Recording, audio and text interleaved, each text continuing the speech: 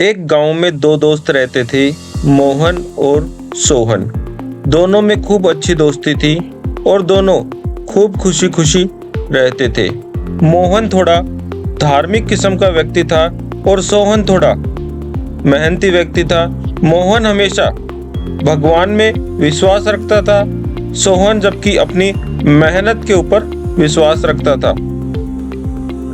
एक दिन मोहन और सोहन आपस में बातचीत करते हैं और बोलते हैं, क्यों ना हम एक जमीन खरीदते हैं और उसमें फसल उगाकर हम खूब सारा पैसा जुटाकर हमारा खुद का घर बना लें।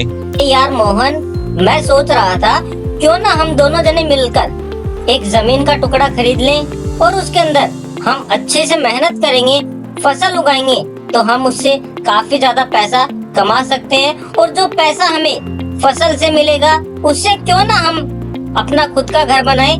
मेरे दिमाग में ये प्लान आ रहा था, तो तुम बताओ जरा, मैं सोच रहा हूँ क्या ये सही है और तुम्हारी इसके ऊपर क्या राय है। हाँ यार सोहन, बात तो तुम सही कह रहे हो। मेरा भी इस किराए के मकान में रहकर बहुत ही ज्यादा मन उब चुका है और बार बार झिक झिक झिक झिक सुननी पड़ती है। क्यों ना हम मेहनत कर कर हम भी हमारा खुद का घर बनाएं। बहुत अच्छी राय है दोस्त, और हम जरूर एक जमीन खरीद कर मेहनत करना शुरू करते हैं। तो मोहन, कल सुबह हम एक जमीन का टुकड़ा देखने चलते हैं। यार मेरे रिश्तेदार ने बताया कि वो जमीन बहुत उपजाऊ है और वो हमें बहुत ही सस्ते दामों में मिल भी सकती है। हाँ हाँ, क्यों नहीं मेरे दोस्त, जरूर जरूर चलेंगे। कल सुबह हम अर्ली मॉर्निंग ही जमीन देखने चलेंगे ताकि हम भी इस किराए के झंझट से छुटकारा पा सके और हमारा जो सपना है कि हमारा भी खुद का अपना घर हो, वो हम जरूर पूरा करेंगे। और कल सुबह हम जल्दी ही नहा धोकर खाना खाकर हम जमीन देखने चलते हैं और उसके ऊपर हम कल से ही हमारी मेहनत करना स्टार्ट करते हैं ताकि जल्द से जल्द हम हमारा खुद का अपना घर बना सके। और अगले दिन जल्दी ही दोनों जमीन देखने के लिए निकल पड़ते हैं और जैसे ही वो जमीन पर अपना पहुंचते हैं तो दोनों को जमीन बहुत ही पसंद आती है, क्योंकि वो जमीन बहुत ज्यादा उपजाऊ थी और बहुत ही कम दामों में उनको मिल रही थी। तो दोनों ने जल्द ही उस जमीन का सौदा कर डाला और जमीन उन्होंने फट से खरीद डाली।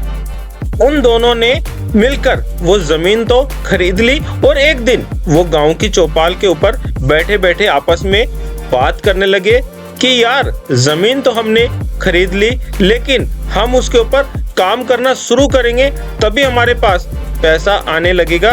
तो क्यों ना हम कल से हमारी जमीन के ऊपर हल जोतना चालू करें और हमारे खेत में होने वाली फसल को हम बेचकर अच्छा मुनाफा कमाकर उस पैसे से हम हमारा खुद का घर बना सके ताकि हमें इस किराए की झोपड़ी से छुटकारा मिल सके।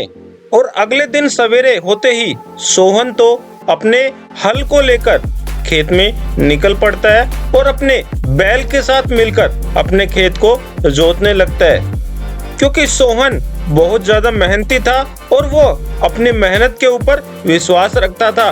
लेकिन बिल्कुल इसके विपरीत मोहन रोज सवेरे उठता और खेत में ना जाकर वो रोज सुबह मंदिर में जाकर भगवान के सामने प्रार्थना करने लगता, हे भगवान, हमारे खेत के अंदर अच्छी फसल करवाना और उस फसल से जो पैसा हमें मिलेगा हम उससे अपना घर बना सके। तो इस प्रकार से वो रोजाना खेत में ना जाकर भगवान के समक्ष आकर इस प्रकार से प्रार्थना करने लगा। 6 महीने बाद मोहन और सोहन के खेत में काफी अच्छी फसल होती है और दोनों दोस्त खेत में आकर बात करने लगते। अरे यार मोहन, देख हमारी जमीन सोना उगल रही है, सोना, और देख हमारे खेत के अंदर कितनी अच्छी फसल हुई है और अब इस फसल को बेचकर हम भी अपना खुद का घर बना सकेंगे। हाँ भाई सोहन, हमारे खेत में फसल तो काफी अच्छी हुई है और ये मेरी प्रार्थना का ही असर है, क्योंकि रोज सुबह मैं मंदिर में जाकर भगवान से प्रार्थना करता था कि हे भगवान, हमारे खेत में अच्छी फसल पैदा करना, इसको बेचकर हम भी हमारा घर बना सकें। दोनों दोस्त आपस में खेत में ही झगड़ने लगे। एक कहने लगा कि यह मेरी मेहनत का फल है और दूसरा कहने लगा कि नहीं नहीं, यह मेरी प्रार्थना का फल है। मैं रोज सवेरे जाकर मंदिर में प्रार्थना करता था, ये उसी का फल भगवान ने हमें दिया है। और अगले दिन दोनों दोस्त बैलगाड़ी में फसल को डालकर मंडी में बेचने निकल पड़ते हैं और उस फसल को बेचकर उनको लाखों रुपए प्राप्त होता है। और अगले दिन दोनों में सुबह फिर से पैसे को लेकर झगड़ा शुरू हो जाता है। एक बोलता है कि यार इसमें मेरी मेहनत ज्यादा है, तो दूसरा कहता है कि यार इसमें मेरी प्रार्थना का असर ज्यादा है, इसलिए पैसा मुझको ज्यादा मिलना चाहिए। अरे यार मोहन, तुम तो खेत में आए नहीं थे और सारे दिन मैं ही खेत के अंदर काम करते रहता था, तो पैसा मुझको ज्यादा मिलना चाहिए भाई। अरे यार, ये तो मेरी प्रार्थना का असर है। अगर मैं प्रार्थना नहीं करता तो हमारे खेत में अच्छी फसल बिल्कुल भी नहीं हो सकती थी। और दोनों दोस्त इसका फैसला कराने के लिए पंचायत में पहुंच जाते हैं। पंचों ने दोनों दोस्तों के सामने फैसला सुनाया और कहा, तुम दोनों का फैसला कल सुनाया जाएगा, लेकिन उससे पहले तुम्हें एक काम करना होगा। और दोनों दोस्तों को एक चावल का कट्टा दिया गया जिसके अंदर कंकर मिक्स किए गए थे और दोनों से कहा गया कि जो भी दोस्त तुम दोनों में से जल्दी इन चावल को और कंकर को अलग कर कर लाएगा, फैसला उसी के हित में ज्यादा बेहतर रहेगा। तो दोनों दोस्त उस कंकर भरे कट्टे को लेकर अपने अपने घर पर निकल पड़ते हैं। और अगले दिन सुबह वो अपना अपना कट्टा लेकर पंचायत में पुनः पहुंचते हैं और पंचों के सामने वो अपना कट्टा खोलकर रखते हैं। और पंच पहले सोहन से पूछते हैं, अरे भाई सोहन, तुमने चावल और कंकर कितने अलग किए, बताओ तो जरा। अरे सरपंच साहब, इस चावल के कट्टे में तो काफी ज्यादा कंकर थे। पूरी रात हो गई, लेकिन फिर भी मैं आधा कट्टा ही साफ कर पाया, आधे ही मैं इसमें से कंकर निकाल पाया, पूरे कंकर तो मुझसे नहीं निकल पाए। और फिर पंच मोहन से पूछते हैं, अरे भाई मोहन, तुमने क्या चावल का कट्टा साफ किया, बताओ तो जरा, कितना चावल का कट्टा तुमने साफ किया। अरे सरपंच साहब, मैंने तो यह कट्टा ले जाकर मंदिर में भगवान के सामने रख दिया था और भगवान से बोला था, हे भगवान, इसमें से सारे कंकर हटा देना और चावल को अलग कर देना, लेकिन भगवान ने अभी इसको साफ नहीं किया।